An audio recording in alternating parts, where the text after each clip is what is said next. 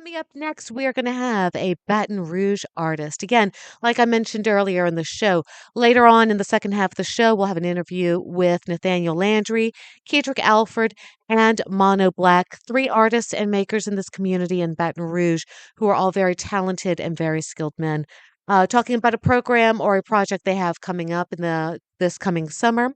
So I figured let's go ahead and share with you guys the single that MONOBLACK has released in context with this project that they are working on. So, this is from Baton Rouge's own MONOBLACK. This is something called Escaping from Reality.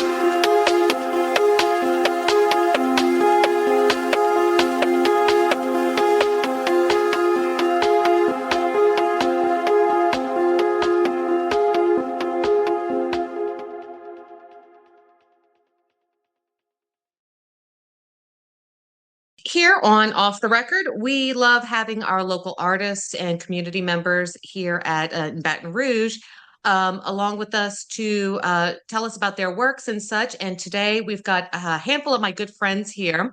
Mr. Nathaniel Landry, who is a colleague and a friend of mine, Mr. Keidrick Alford, and MONOBLACK, our musician for the day here. So Nathaniel, first of all, this art exhibit is something that is a collaboration between you and MONOBLACK. How is this collaboration coming about? This whole project just kind of started organically from me experimenting with like a new abstract style, using my own abstract drawings as collage pieces. So after my father had passed, there's a lot of things that was going on, between me and family members, and it wasn't going really well. And I didn't have an outlet to really express those feelings. And I was starting to become an individual that I didn't recognize. And I needed an outlet to put these feelings and put these emotions and even put the anger that I was feeling into it. So I was doing some abstract work experiment, doing some abstract work. But Keidrick used to always tell me, I had stopped for a minute and I just kind of started doing my Afrofuturistic work. But Keidrick would always kind of like, hey man, you're sleeping on your abstracts. You're sleeping on your abstracts. I'm like, and I listened to him with a half a ear. But one night whenever I was working and I was looking at a piece, some of my abstract paintings that I did on paper, I started to see different shapes and different forms in a different way. And I was really trying to get back to like touching my work again, tearing paper, just doing tangible things because I was doing a lot of like coloring on computer with my Afrofuturistic work and making sure that the line quality is just perfect and everything was starting to become very, very cumbersome. And it wasn't exciting. It wasn't exciting as it was. And I think, with all the things that was going on at the time, with, my father's death and dealing with some of my family members, through all the situation, I just needed like something new. I needed a new beginning. I needed a refreshing, but also, like I said, I needed an outlet to put all these different emotions and feelings. So I started working on this first piece and just some magic happened and I really just started getting excited and I saw something, that came through and it was a face, but it was really like an abstract face and just a lot of chaos behind it. And like that was like the first piece that I did in that style. And I sent it to Keidrick. I never forget I sent it to Keidrick just to see what he'd think. And he got really excited about it, just the direction that I was going. So I started to do more. And then the idea came across, whereas I didn't have the title for the show and or whatnot, because it wasn't even really a show I was thinking about. I was just creating these pieces. But the idea that I told Keidrick at first was that I wanted to make all these pieces um in a way like I remember being in Catholic school and during Lent we do like the Stations of the Cross and all that. And I was like, man, something like that. But I wanted to have the show in the church. And that was like the first idea. And then the more of these pieces I start putting out, the more they start evolving. They started getting a little bit more detailed in their abstraction. The faces were starting to become, a little bit um monstrous, transforming. Um, and so it became like the narrative started to come, It's basically like a cautionary tale, but also what I was feeling and dealing with at the time and how I was working through it. And also in a way to just to kind of like let people know that you don't have to like dwell in that dark place, but you do need an outlet to express, those feelings. And so it became like, because I'm a storyteller also as well, so it became like almost like a sequential narrative, but in painting form instead of comic form. So I was telling this story about this subject, this individual, this subject that was going through, that started going on this downward spiral. And then he has a lapse of peace. And then after that lapse of peace, he goes even further down that spiral. So, and he has to make a choice at the end. So um during that time, I was expressing these feelings to Keisha. We talked about it a lot because basically we're very, very close. So he knew what I was going through, through this whole situation. And even when the works started to become like to get a little bit dark, and he would just tell me like, and I'd be kind of concerned about it because you're always kind of concerned about how your work is perceived or what you're putting out there. But he was just like, nah, man, really go deep into those feelings, push it, don't be scared, push it, like just go into it. And so I did. And it was quite refreshing, it was quite liberating. And I think it really did me a lot of good. And so by the time I looked up, we had about maybe in 2 years' time, we had about close to 18 pieces, perhaps. And during this time, like organically, when me and Keisha work together, we don't, we might have an idea or I might have an idea, and then I'll pass it to him and then he'll add on to it. and then organically, like things will start happening. So like if one plan doesn't fall through, then another one comes, and things just started to work out in our favor. Along the way, I had a thought one night, and I knew Clint MONOBLACK, and I was listening to his music maybe a couple of days before, and it really had an impact on me. And especially, like to have someone like that in Baton Rouge who's making music like that locally. That's really, really, really one of those things that I was like, okay, I want to get more local. If I do anything, I want to involve local people in it, and local artists and people that I know that are very, very talented. And I said, you know what? And the thought just came to me one night. I was working. I said, man, I wonder if Clint would, actually do a soundtrack to the show, like do some pieces, like do each piece has a instrumental or a song to it. And I ran it by Keidrick, and sure enough, this is how the spirit works. He had the same idea on his mind, and with the same individual. And I was like, okay, so yeah, this is confirmation. This is it. So we got in touch with I know we got in touch with Clint, and we ran the idea by him, and he was totally down, down with it. And I'm really, really, really pleased with what Clint has done, being able to like really tap in from the imagery and the soundscapes that he created, for each piece is really, really phenomenal. Um, and it just goes to show like what we have here in Baton Rouge is, and I say this all the time, and I think I've said this time and time again, that our city is a diamond mine and nobody's mining it. We have all these diamonds, we have all these emeralds and these artists and creatives, and it's not being mined properly at all. And I definitely wanted to, you know, I wanted to show that. I wanted to show what we have here, in this collaborative effort. And I joke with Keidrick, I said this is the greatest group project ever in existence. So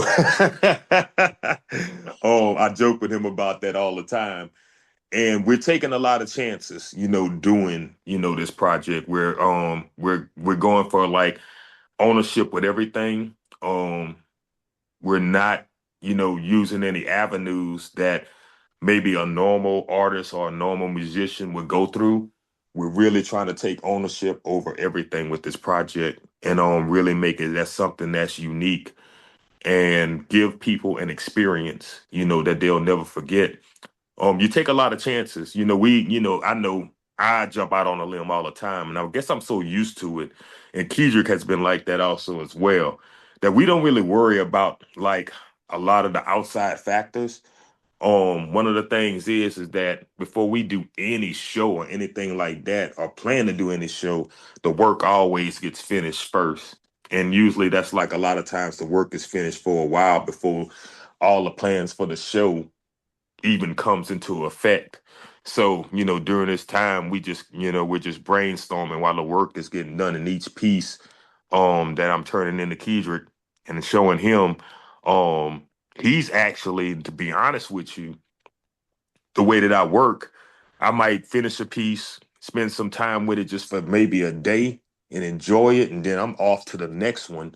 Keidrick really spends times with these pieces because once I scan them and I send them to him, he really spends time with them. So he really gets to understand, and he feels out the pieces, and he understands the pieces just as well as I do, and even sometimes even better because he's spending more time with them.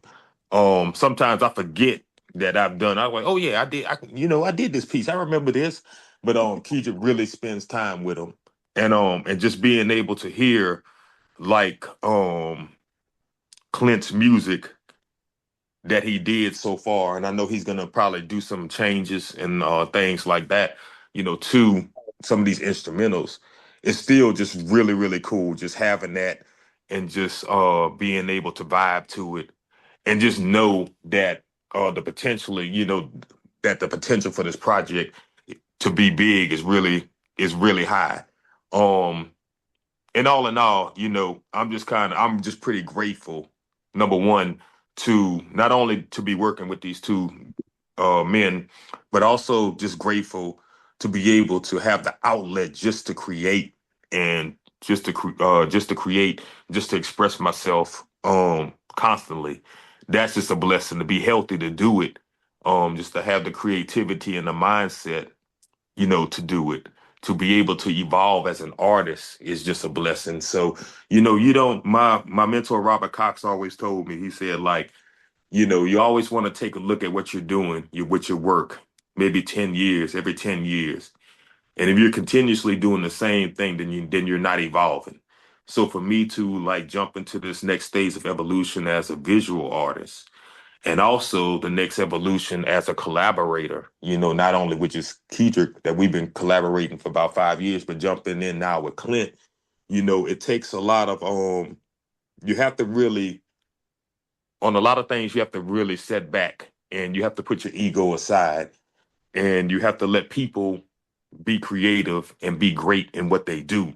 So to give Clint, the freedom to just like create, these songs on how he feels from seeing these images, that's really, really, that was one of the things that I really wanted. I wanted him to be free to be able to do. I think there's a real purity in the music whenever you allow someone to be creative freely. You get the truth, you get the truth, you get that pure, unadulterated, like art form that comes from deep inside of them. And so even from Keidrick's end, because not Keidrick's is not only he's not only a curator, he's also a collaborator. He for the pieces that we did for White Light Night, just to do the tickets, he did the poetry for each piece. He's a very, very, very awesome, like thoughtful writer. And I feel like that we're strong all together, you know, instead of being separate. We're stronger together than being separate. And if I can involve my friends and people that I really respect as creators in my process and what we're doing to make this happen and really allow them to be great at what they do, it just makes the project just so much, so much, so much stronger.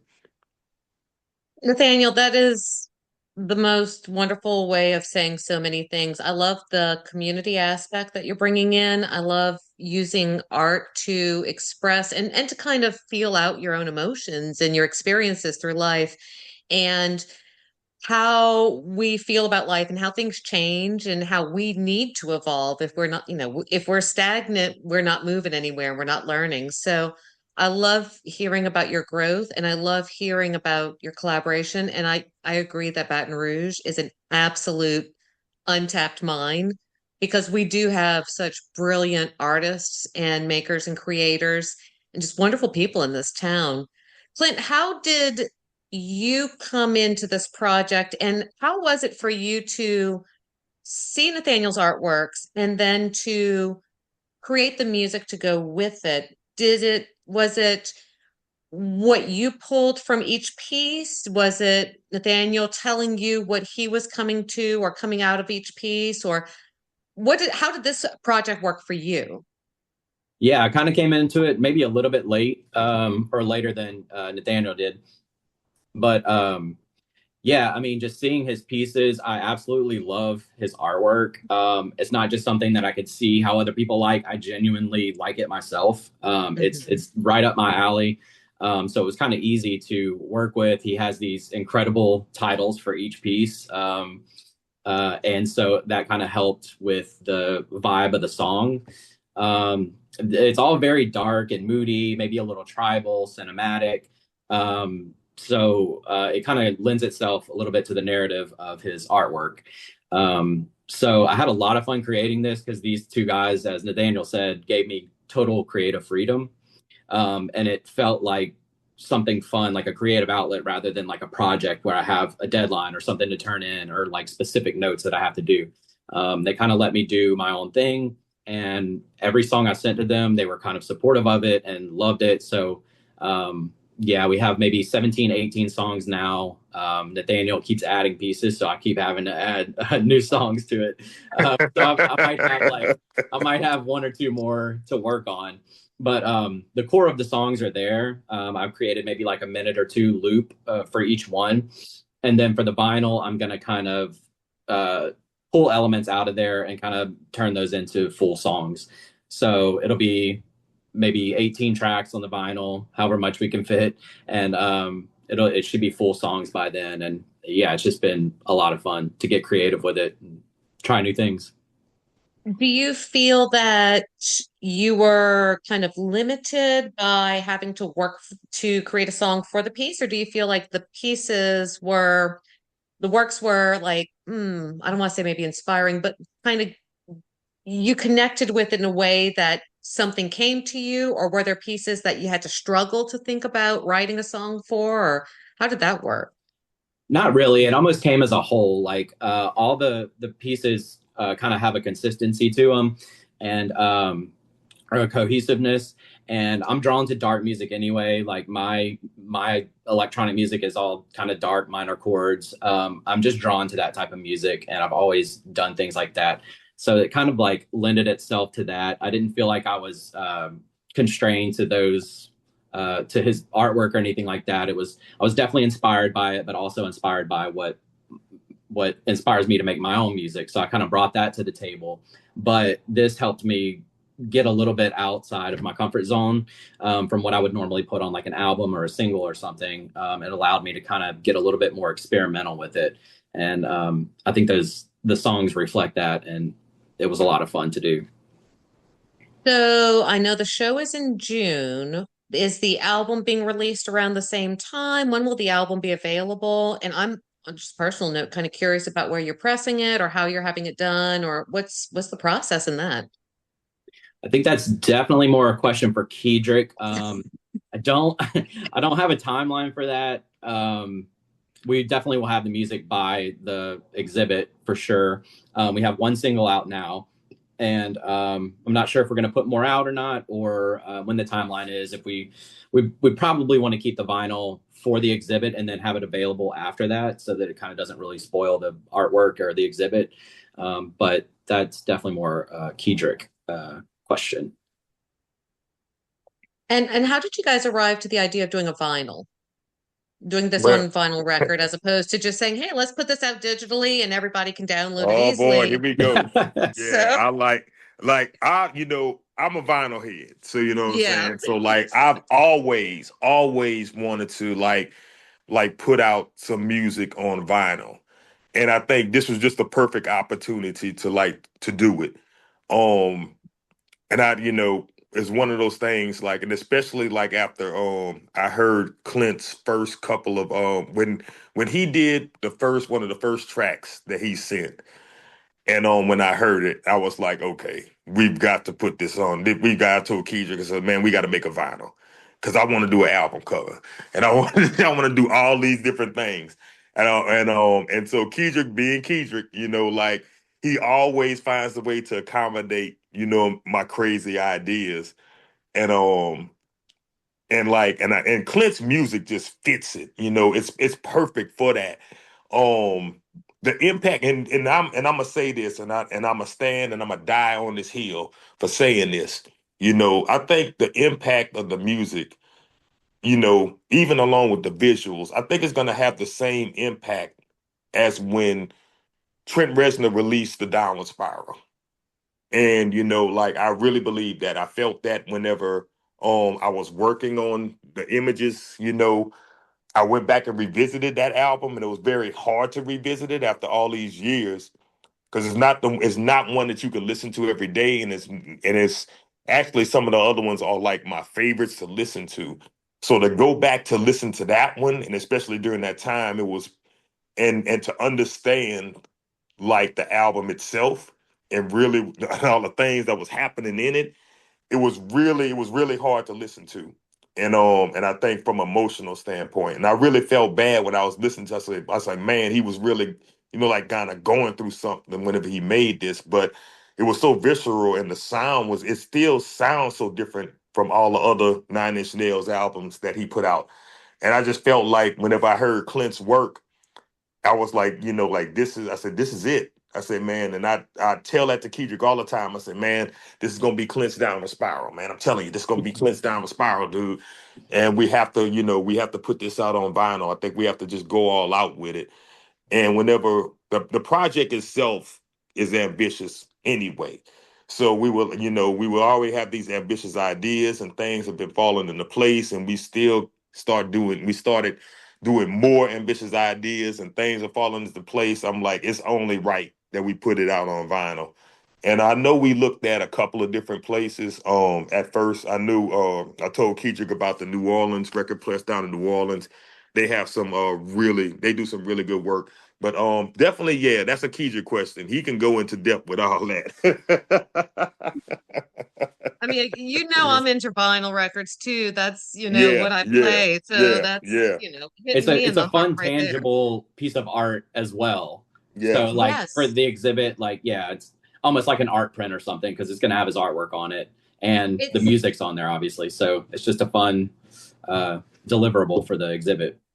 I love that. That's like, again, with music and with albums in particular, that art cover, you've got the visual to go with the music and you're touching the grooves and you're able to physically hold the music and Yeah, visuals that an artist wants to express. So the show itself is titled The Monsters We Sometimes Become.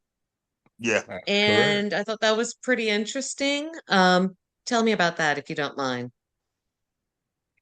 Well, I think we all have multiple sides to our personalities, and I think that external and internal forces can shape who we are and how we feel about certain scenarios or situations or instances.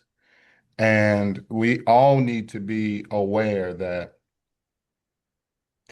we have the ability to become the things that we don't like or the things that we're most afraid of.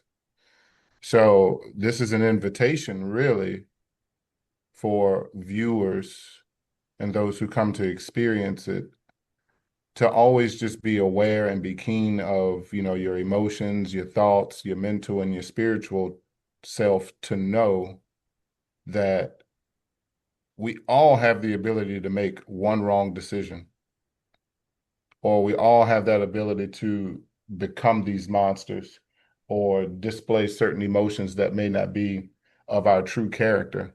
So allowing some empathy to a degree for those that we see just going through life that may appear to have been dealt a bad hand. So this isn't to encourage behavior that seems monstrous. This is about having individuals be aware that, hey, listen, we're all dealing with the same. We all are going to be dealing with hardships, and we're all going to be dealing with tests and trials and mountains and obstacles in our lives.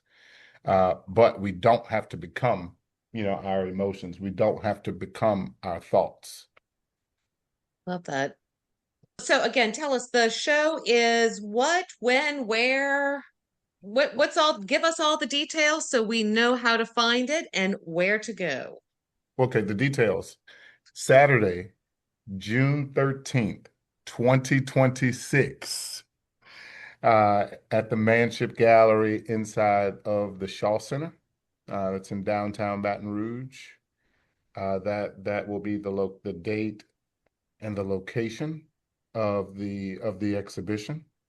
Currently, there is a one page that you can find that information and just put it to your calendar. You can just go to ELLEMNOP.art, LMNOP.art, and that will give you the current information that we have available. As time progresses, then more information will be released, and there will be a specific domain that will release for individuals to do collectibles, get tickets, merch, etc. This sounds amazing. I'm really looking forward to this. Keidrick, Nathaniel, I know the two of you guys, y'all never stop. Like, Nathaniel, I know like every No. time I see you at school, dude, you're always on the go. You're always running around. You got some new projects you're working on. You got something going on. And every time I talk to Keidrick, he's like, oh, I'm doing this. I'm thinking this. I mean, like I'm envious. Don't let Clint fool you. He's being quiet. MONOBLACK is the same way. Yeah, MONOBLACK is the same way. He keeps 4 or 5 projects going at a it's time, true. Yeah. And which you is said you good. record at home, right? You have a home studio that you record in? I do, yeah. It's a little personal home studio. I don't really record anyone else, kind of just for me. But I'm a graphic designer by day, so it's kind of a design/music studio. Nice. Mm-hmm. Well, that's wonderful. Well, gentlemen, thank you guys so much for joining us on Off the Record this evening. Again, the show is The Monsters. Nathaniel, tell us what the name is. The monsters we sometime become. And once again, thank you, Nathaniel Landry. Thank you, Keidrick Alford. And thank you so much, MONOBLACK. It was so good talking with you guys about the upcoming exhibits that you will have this summer, The Monsters We Sometimes Become. And thank you, listeners, for staying tuned. Again, my name is Leah Smith. This is Off the Record. I'll be back next Friday, 6 till 7 p.m. here on 96.9 FM, WHYR, Baton Rouge Community Radio. Y'all have a wonderful weekend. Stay tuned. We'll have some more music coming up next. And I'll see y'all next Friday evening.